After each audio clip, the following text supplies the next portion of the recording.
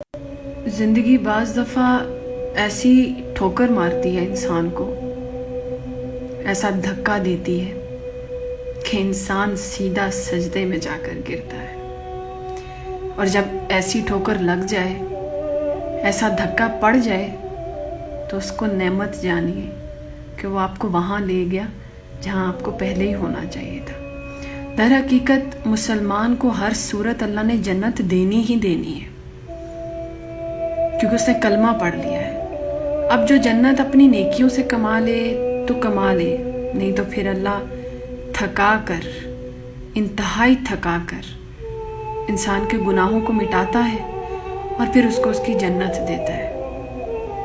तो आप अगर नेकी नहीं करेंगे तो अल्लाह आपके गुनाहों की आपको सज़ा देकर थका कर आपके गुनाहों को मिटाएगा।